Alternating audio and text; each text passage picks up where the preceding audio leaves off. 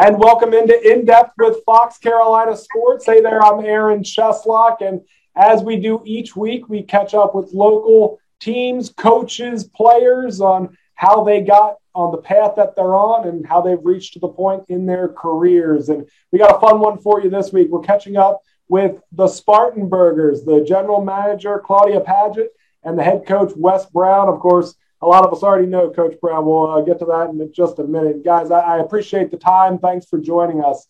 For those that don't know, the Spartanburgers play in the Coastal Plain League, first year going on. And for those that don't know what the Coastal Plain League is, the Collegiate Wooden Bat League for some of the top college players here in the Southeast, across the Atlantic seaboard there, to get some extra playing time. And, that's certainly a big thing when you're talking about reps and the game of baseball. So, Claudia, we'll start with you halfway through season number one. From most of our perspective, it's been pretty successful. How's the feedback been so far on your end?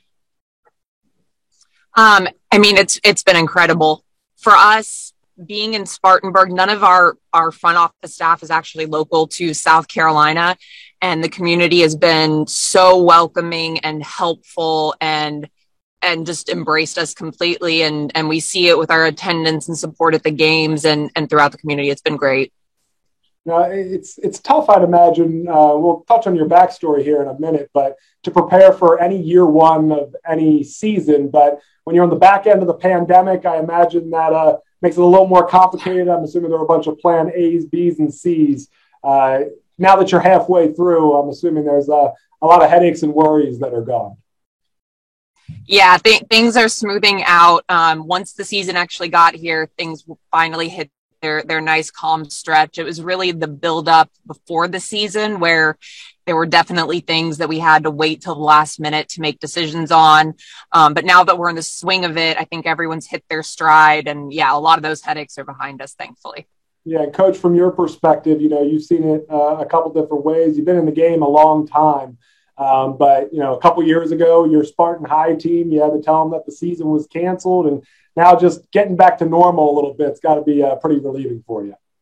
Yeah, it is. And, even these kids are coming from the same situation where their seasons were shortened. So it's good that I went through that myself and understood that. Just happy to see them back on the field and doing what they love to do. Now, the show is called In Depth with Fox Carolina Sports. We want to touch on your backstories just a little bit to learn a little bit about you guys off the field, away from the front office and Ms. Paget's case there. So we'll start with Coach Brown. You're an Aiken native. Of course, some of us know you as Spartanburg High's baseball coach. Work with the athletic department overall there as well. State's Coach of the Year in 2015. Have you had any experience with Coastal Plain League, or when this was thrown at you, did you have any backstory of what you were getting into, or just all systems go? It's kind of a neat story. I had a former Spartan High player that actually played in the Coastal Plains League last year, and it was the first time I'd ever attended the game. And the first day that we actually started games, the 1 year thing popped up on my social media, and it made me start thinking. I'm like, I never imagined myself coaching in the same stadium a year before that in the Coastal Plains League. And it was a pretty neat thing to get to witness from the grandstands. And it's even more attractive and more rewarding standing on the field. Coaching against some of the best players and coaches in the Southeast. Now, it's interesting, you touched on it, but I'm sure you smirked a little bit when you saw that the home games we played at Duncan Park. Of course, that's the home of Spartan High's baseball team. And, in the game of baseball, everyone has their little things that they like to have in place. There's always, when you look at players, whether it's the same bat, same batting gloves, and it's such a fickle game. But when you're a manager or a head coach of a ball club and you know that field so well, did that calm any nerves, just the sense of familiarity that you'd be playing at that ballpark? Yes, it did. And, it gives me an opportunity to basically be a college coach and still be at my house and drive 5 minutes to the field every day. which is very good. And it gave my go ahead for my wife too. So that helped out. Well, that's always, the number one go ahead that you need right there. You've had a pretty good track record with your players getting to the collegiate level, even a few draft picks. How does that track record, that many good marks on your resume, help you relate to these players that are obviously at a level above, but still trying to hone their craft? The fact that you've been able to do it at your level so many different times. Yeah, I think it's good because, a lot of times you're younger, or most of your CPL coaches are a little bit younger and they have a lot less experience in the coaching field. And it doesn't matter if you're a high school coach or a college coach, you're still dealing with teenagers. So I think it kind of gives a leg up on what a high school kid expectations are walking into a college program. And it gives me an understanding of what they're looking for when it comes in. I would consider myself an infield coach as far as what I bring to the table the best. And that's been a good thing. It's been a rewarding thing this year with our infielders, is that they've all made some really good comments, some nice comments back to the work that we've put in on the side and pre-games and things like that, where they feel like they're walking away better than what they got there. So that's all you can ask for, is the development piece of it, for them to walk away smiling and feeling like they gained something out of it, not just a win or a loss, but also a relationship. I mean, we've got kids that's already left that I'm still texting actually this morning that's been gone for a month, but we still have built that relationship in a short time frame. I'm curious about that balance. At the high school level, you are solely focused on getting wins anytime you can, but you're almost in the same position as minor league managers here, where it's almost as important, if not more, to develop these players to take the next step in their career. Obviously, you're trying to win each ball game, but how do you go about that? It's got to be a little bit different for you. Did you lean on anybody, get some advice on how to go about managing a club like this? I think that I coached in college, but it's been almost 20 years ago. So things have changed a lot over time. And college coaches this day and time, their expectations are a little different than mine was back in the early 2000s. So I've had to learn a little bit, and I've got a lot of college friends, obviously, with the connections I've had, and I reached out to them at the beginning. And it's easy for them to say one thing, but until you've experienced it and went through that balance, you don't quite understand it. And I do have a lot better understanding now, being that we're a little over halfway through the season. And, there's some mistakes that I've personally made, on my end. And there's things that I've learned from that balance situation, or how I go about getting players, or who my connections are. So we've got amazing players here. And I tell them all the time, hey, let me make the mistakes and y'all just go have fun. And so it's been a good learning experience for me too, because I am a little older, so I do self-reflect a lot more than probably most. When you, Claudia, we're going to get to you here in just a second. But when you look at the record that you have this year, obviously it's not what you'd like, but how would you rate the progression of the players on this team, and I guess their mental state as you're heading into the stretch run here? Yeah, record's obviously not where you want it to, and that's hard, like you touched on earlier, that you go from really pushing to try to win at the high school level to try and be more of a developmental coach. So it's a psychological turnaround on my end and our coaches that are with us. But I think the kids are having fun. Even after a loss, we get on the bus and they're playing this crazy game that's way above my head. and so they're having a lot of fun. And the text messages like I've received on a daily basis just proves that, we're doing what they need us to do and how we need to do it, and in a timely manner. So I think, a lot of people, if you look at the roster, we were missing 24 players at about a 2-week span right there. And that's pretty difficult with the stretch that we had. We were having to throw some position players on the mound that hadn't pitched in a while and just get an inning or two out of them. So, there's a lot of things that go into it that most in the public don't really understand why this is happening. But, at the end of the day, it all comes back on me as far as wins and losses. But at the same time, it's not truly about just wins and losses. It's about the the entertainment side of things, the atmosphere, and people being able to come to a ball game after a long stretch with COVID and having the opportunity to get outside and enjoy themselves with their family and, and see some college athletes in their town getting out there to perform. Claudia Paget, the general manager of the Spartanburgers. I guess we'll start with Coach Brown. You got to be happy that you got a guy with as big of a name as he has and as local as he is when you have the name Spartanburgers on your chest. I mean, it's all that's great, but honestly, the best thing is he's just such a nice guy and so easy to work with. That's all you can really ask for in the position we're in, putting this team together, is that you work with people you like and that you can communicate well with. And, much like he said, I've made some mistakes too in this first season. And, I think that our staff as a whole just has that understanding and that communication that makes us so much stronger. This is your second team in the Coastal Plain League. Why'd you decide to come over to Spartanburg after just 1 year in Gastonia? Well, it's a little complicated, actually. The ownership of the Spartanburgers is the same ownership that was in Gastonia before. And they had been toying with the idea of relocating the team down to Spartanburg for some time. And it just so happened that when COVID hit and our season in Gastonia was canceled, we started the process of picking up and moving down here. So it was sort of unexpected, but it's been great. Well, it's certainly, in terms of the upstate of South Carolina, you can't find many better places in the Southeast where sports are such a central point, and certainly baseball sure. Among them. But, you have experience with pro teams in Reno as well as some time on the PGA Tour. Where would you say, in terms of this role that you're in right now, you got the greatest amount of experience, and how do you apply that to what you do on a day-to-day basis? I mean, the biggest experience I can just say is life in general. I mean, there are things that that have come up I've had to handle here that nothing really could have prepared me for.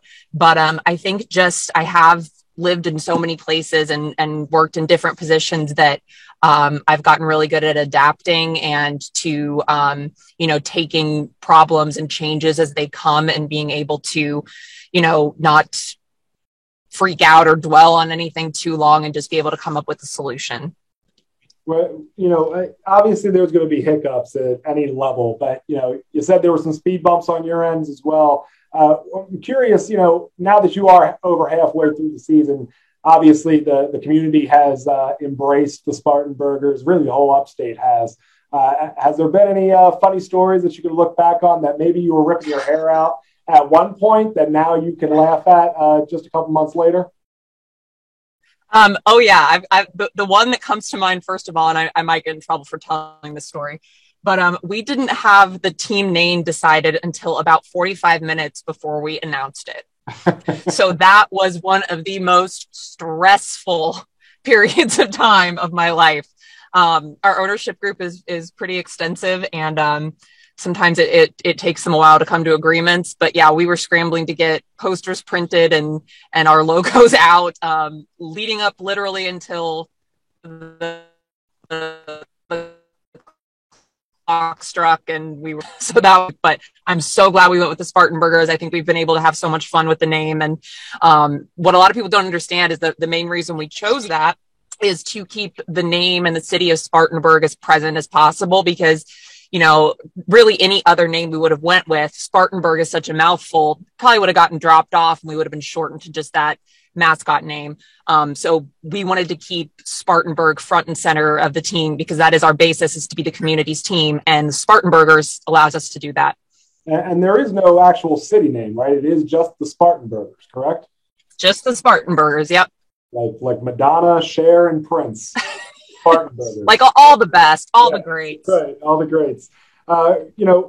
When people come out to a ball game, obviously they expect Coach Brown and the team to perform on the field, but obviously there's so much that goes off the field that you want community members to take with them to make sure they keep coming back. What's your overall goal for bringing in folks that are both baseball fans and non-sports fans alike, just looking for a community outing to get out of the house, as Coach Brown said, we've been cooped up for so long now.